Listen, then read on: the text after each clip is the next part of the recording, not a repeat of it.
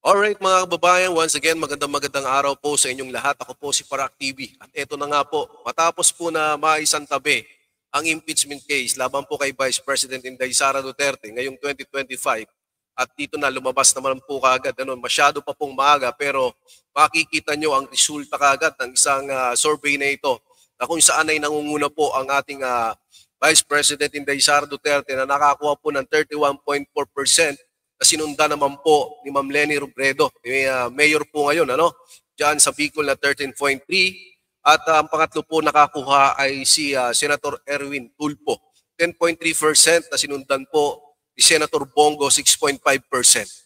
Nandiyan din po sa survey na ito si Senator Amy Marcos, 4.4%, and then si Senator Bam Aquino na 3.1%. At makikita nyo rin po, Senator Grace Poe, 7.1%, Robin Padilla, 2%, 1.4%, ito pong si Risa Hontiveros na talagang pinapangarap po ni Trillanes na maging Pangulo ng Pilipinas. Paano kaya magiging Pangulo ito? Kaya yung ang survey nito is 1.4. And then nandyan pa si Madam Leni Robredo, maaaring mahati ang boto nila.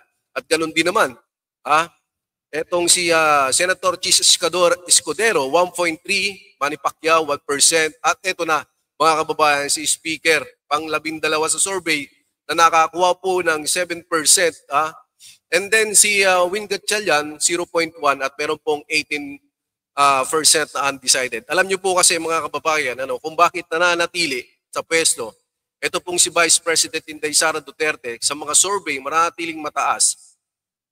Katulad nga po ng pagkakasabi ni Ma'am Rowena Guanzon, si Inday may DDS, si BBM may Marcos Loyalist, si Leni may kakamping, si Tulfo may Tulfonatics, si Grace may FPJ Pan, si Bam may liberal. Itong masakit.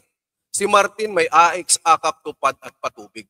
Ang pinupunto lang po natin dito, mga kababayan, ang ating pong Vice President Inday Sara Duterte ay patuloy po at hindi po nila maungusan dahil hindi lamang po ang mga DDS ang may gusto kay Ma'am Inday Sara Duterte.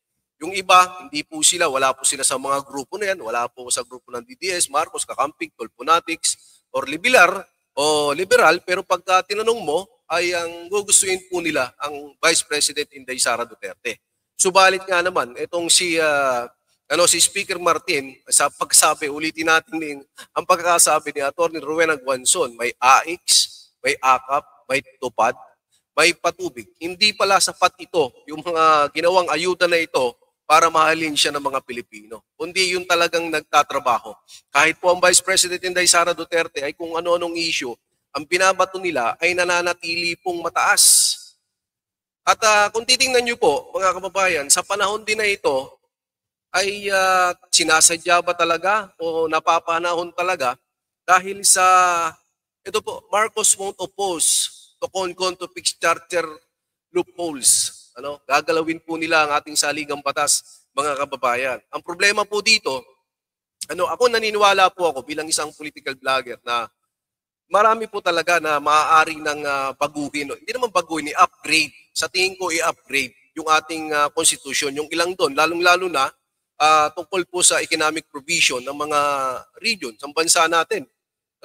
Pero ang problema naman, mga kababayan ko, kung gagalawin ito ng mga mambabatas, lalo na kung ang simulang gagalaw ay itong si Martin Romualdez na katulad nga po ng pagkakasabi ni Atty. Rowena Guanzon, ay delikado.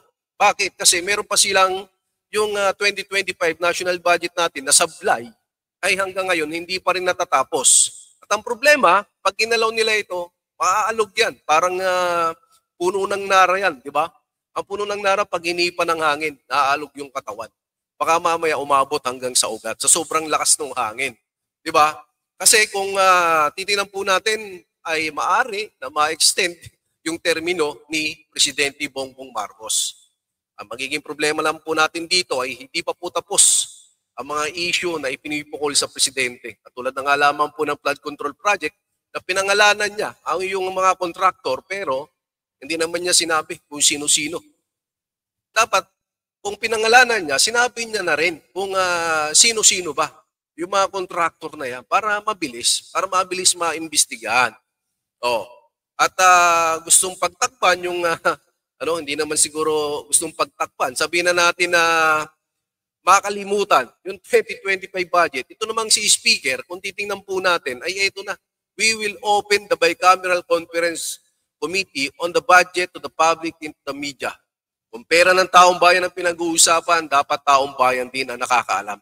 So sana hindi kami binabaha kung kung maganda lang na yung mga budget na napupunta sa flood control, hindi sana binabaha yung mga kababayan natin.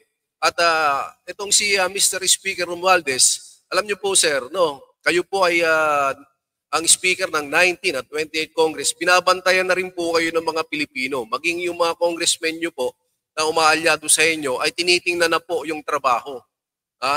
Dito po sa pagkaka-open na ito, kailangan nyo po munang ipaliwanag yung 2025. Maganda po ito na i-open nyo itong 2026 na budget na ito. Pero yung 2025, lalong higit, doon po natin kailangan. Dahil ito po daw yung pinakang corrupt, most corrupt na budget, yung 2025, sabi nga po ni Senator Ping Lacson. At ito na po ang suwestyon dito po ni Atty. Rowena Guanzon. Sabi niya dito, kapag pinakialaman nila ang konstitusyon, ang palaging sabi ay pakikialaman lang ang economic provision at iba pa. Pero ang dangerous dito ay pwede na nilang gawin ang lahat, pati ang term extension. Pwede naman gawin ito pero hindi sa panahon ng isang Marcos dahil walang tiwala ang taong bayan at sa kasaysayan, di naging maganda ang resulta. Huwag naman nating hayaan na maulit muli ito. Lalo na si Romualdez ang gagawa. Anyari ba sa 2025 national budget na gawa nila? Na tinawag na one of the most corrupt budget ni Senator Lacson. So, ayan po mga kababayan, dito kitang-kita na po natin na hindi po sila nagtagumpay sa impeachment. Tapos ngayon, kon-kon naman. Ano pa po kaya ang susunod? Yung mga banat nila, araw-araw nilang binabanatan yung ating Vice President Inday Sara Duterte, kung ano-anong issue ang pinupukol nila. Ulitin natin, impeachment, sablay sila, di sila nagtagumpay. Eto, kon-kon, sana hindi ito magamit para mapahaba yung kanilang term extension. Di ba? Kung gusto nyo talaga na maging presidente sa 2028, sabi nga po ni Senator Peter Cayetano, kailangan talunin nyo sa isang malinis na laban ang amin pong Vice President Inday Sara Duterte. Yun na lamang po talaga ang kailangan nyong gawin. Talunin nyo sa isang malinis na laban. At makikita po natin na patuloy na minamahal ng mga kababayan natin ang ating pong Vice President Inday Sara Duterte. So muli, yung survey na yan ay napakaaga, subalit may isang survey din po lumabas na talaga pong panic ng mga Duterte nakakakuha.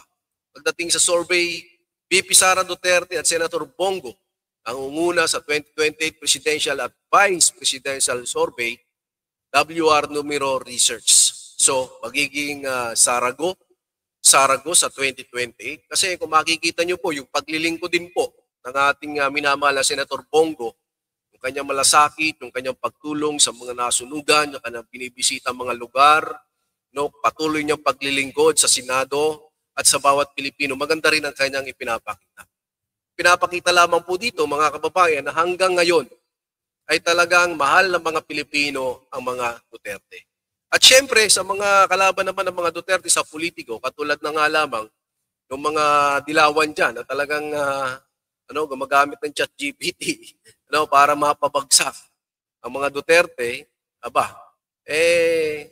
titingnan natin, napakababa rin ng survey niya. Tapos silang dalawa ni Bam. At meron pang isa, na maaari daw mag-tandem. May nakita tayong post na maaari daw mag-tandem. Itong si Bam Aquino at saka itong si Marcos. Yung anak ni Marcos na senador din ngayon, si Representative Sandro Marcos, sila naman daw ang magtatandem. Bagay na bagay lang yan. Kasi yung dilaw at saka yung pula ay magkahalo ngayon. Hindi katulad natin, nananatili tayo sa simula. Duterte pa rin kami. So, ayan lamang po ngayon mga kababayan at sana itong survey po ng ating Vice President Inday Sara Duterte ay magtuloy-tuloy hanggang sa 2028 election. Ganun din, bantayan din po natin kung sakali man nagagalaw nila ang kanilang saligang batas, ang ating saligang batas, sana po yung economic provision lang. Wala nang term extension pa. Nakita ng mga Pilipino kung paano mamuno ang isang Bongbong Marcos. Tama na. At syempre, nakatutok din ang mata ng mga kababayan natin dito kay Speaker Romualdez. Sana naman, Speaker, ito na po yung pagkakataon na makabawi po kayo sa mga kababayan nating Pilipino. Ang mga kababayan natin ay hindi lang basta-basta umaasa sa mga ayuda. Ang kailangan po niyan, trabaho, Mr. Speaker. Sana yan po ang maibigay ninyo sa mga kababayan natin na magkaroon po tayo ng isang magandang Pilipinas. Pero ako naniniwala po, mga kababayan ko, na pag bumalik ang ating agila sa 2028, makakabawi muli ang ating bansa. Muli, magandang araw po sa inyo. Ako po si Parak TV at mabuhay po tayong lahat. Maraming salamat.